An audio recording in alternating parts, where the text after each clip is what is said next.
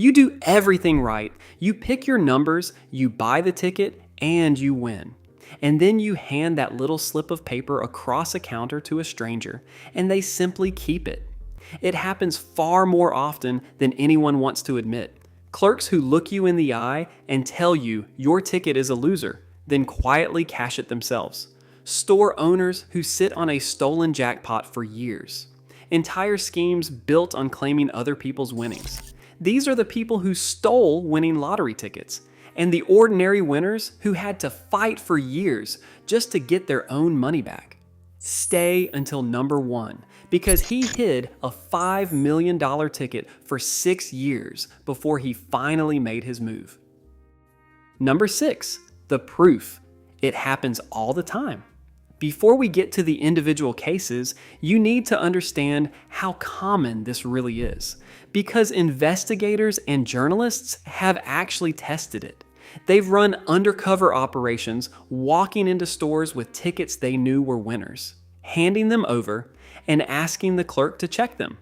And in test after test, in multiple places, some clerks looked at a genuine winning ticket, handed it back, and said the same 3 words: "It's not a winner." Then they kept it. That's the part that should stop you cold. It isn't a rare freak event. It's a known, tested, documented pattern, which is exactly why the very first rule of the lottery is that you sign the back of your ticket before you let anyone else touch it. And the next man learned that lesson in the worst possible way. Number 5, the boss who simply kept it. Jose Antonio Cuauhtac was a Guatemalan immigrant working in Georgia when he hit a lottery win worth about $750,000. It should have transformed his family's life overnight. But Jose was worried about his immigration status, and so he made one trusting decision that cost him everything. He asked his boss to cash the ticket on his behalf. His boss took that ticket, claimed the prize, and then kept the money. All of it. Jose had to hire lawyers and go to court publicly to fight for a fortune that was already legally his, against the very man he had trusted enough to hand it to. He won the lottery and then had to win a lawsuit just to get what he had already won. But some people turned this into an actual business.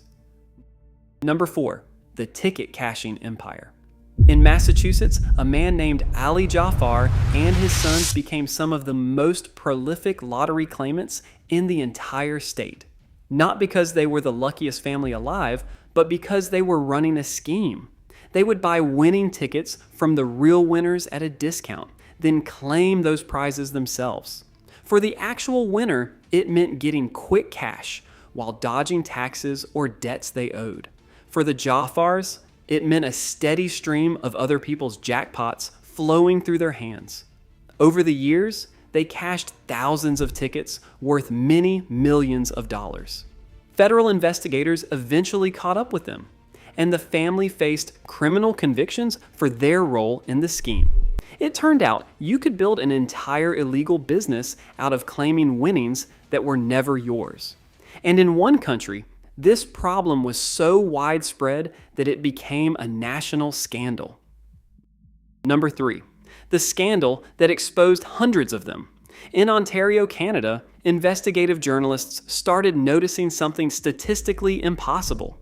The people who sold lottery tickets, the store clerks, and retailers themselves seemed to be winning prizes at a rate that simply could not be explained by luck. So the province launched a full investigation. And what the Ombudsman's report uncovered was staggering. Over the years, there had been a huge number of so-called insider wins, prizes claimed by the very people trusted to sell the tickets. Real customers had walked into stores holding winners and walked back out with nothing, never knowing what had just been taken from them. The scandal forced sweeping reforms across the entire system. New rules, new checks, and public alerts that play a sound when a ticket is a winner so the customer can hear it too. It took a national scandal to protect ordinary players. And that investigation started because of one stubborn old man. Number 2, Bob Edmonds. Bob was an elderly man living quietly in a small Ontario town when, in 2001, he bought a lottery ticket that turned out to be worth around $250,000.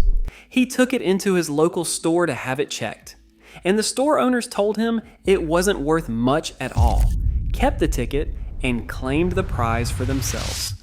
Bob was in his 70s. He could have simply accepted it. But he knew what he'd seen, and he refused to let it go. He fought for years against a store, against a lottery corporation that did not want to believe him, with almost nobody in his corner. And eventually, he was proven right. His case became one of the sparks that lit the entire Ontario Insider Win investigation, forcing changes that protected countless players after him. An old man with a stolen ticket took on the entire system, and he won. But the boldest theft of all was still to come. Number 1. Andy Ashkar. In 2006, a man named Robert Miles walked into a convenience store in Syracuse, New York, holding a scratch-off ticket. He handed it to the clerk behind the counter, a young man named Andy Ashkar, whose family owned the store. Ashkar checked it and told Miles that his ticket was worth $5,000. Miles walked away with a few $1,000s in his pocket, thinking he'd had a nice bit of luck. What Ashkar had not told him was that the ticket was actually worth $5 million. And then Andy Ashkar did something almost unbelievable. He waited. He sat on that stolen ticket for nearly 6 years, letting the trail go cold until the very end of the claim window. Then he came forward, claiming that he and his wife had bought it themselves. But the story didn't hold. Investigators unraveled it, Ashkar was convicted, and he was sentenced to serious prison time. And Robert Miles, the man who had been handed a few $1,000s and sent on his way, was finally awarded the $5 million that had been his all along. So look at the pattern running through every one of these. Not a single one of these winners did anything wrong. They picked the right numbers. They beat odds most people never will. And then they trusted the person standing on the other side of the counter. And that trust was all it took. This is exactly why every expert says the same thing, and why it's the very first rule of winning. Sign the back of your ticket the moment you're holding it, before anyone else can put their hands on it. Check the numbers yourself on your own phone before you hand it to a living soul, because the truth is uncomfortable. The most dangerous moment in the entire lottery isn't spending the money. It's the 10 seconds where your winning ticket is in someone else's hand. So here's my question for you. Would you have caught it, or would you have walked out of that store with nothing? Tell me in the comments.